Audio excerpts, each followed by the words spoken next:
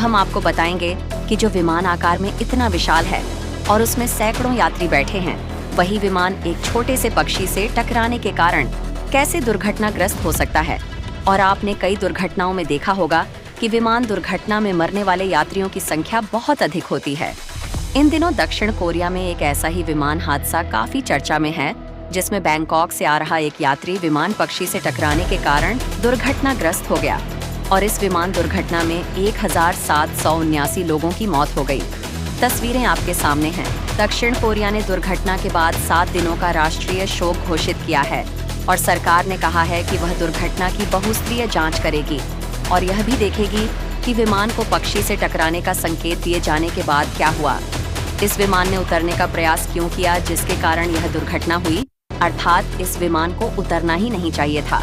यदि पक्षी इससे टकराते तो आपने देखा कि पक्षियों के इस विमान से टकराने के बाद इस विमान का लैंडिंग गियर नहीं खुला, अर्थात पहिए नहीं खुले, और जब विमान उतरा तो बिना पहियों के सीधा इसके पेट पर, अर्थात इसके पेट से होकर उतरा और इसका लैंडिंग गेट अर्थात पहिए नहीं खुले। अब आप देखा कि एक छोटा सा पक्षी इतने बड़े विमान के लिए कितना खतरनाक साबित हो सकता है।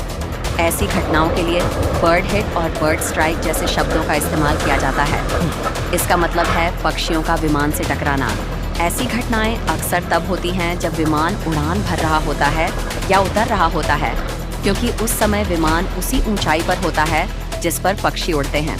अगर पक्षी विमान के पंखों या उसके शीशे से टकरा जाए तो विमान को कम खतरा होता है, लेकिन अगर टक्कर के बाद पक्षी इंजन में फंस जाए और विमान का इंजन अपनी क्षमता से काम करे तो खतरा हो सकता है।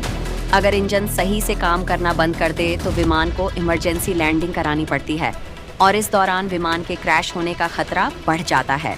इस वजह से आपने देखा होगा कि एयरपोर्ट के आसपास के इलाकों में अक्सर बड़े पेड़ नहीं होते। पक्षियों को रनवे से दूर रखने के लिए कई कदम उठाए जाते हैं, जैसे ध्वनि तरंगें, लेजर तरंगें और कभी-कभी पक्षियों को डराने के लिए पटाखे भी दागे जाते हैं। लैंडिंग और टेक ऑफ जोन से दूर, रनवे से दूर रखा जाता है, लेकिन इतना कुछ होने के बाद भी ऐसी घटनाएं होती हैं और इनमें से भी ज्यादातर घटनाओं में विमान क्रैश नहीं होते। भारत में भी हर साल बर्ड हिट की घटनाएं होती हैं। ऐसी घटनाएं 1000 से ज्यादा होती हैं। हालांकि 1998 से 22 सालों में जितनी भी ऐसी घटनाएं हुईं, उनमें पूरी दुनिया में 200 से भी कम लोग मरे और साउथ कोरिया की मौजूदा घटना अब लोगों को काफी परेशान कर रही है।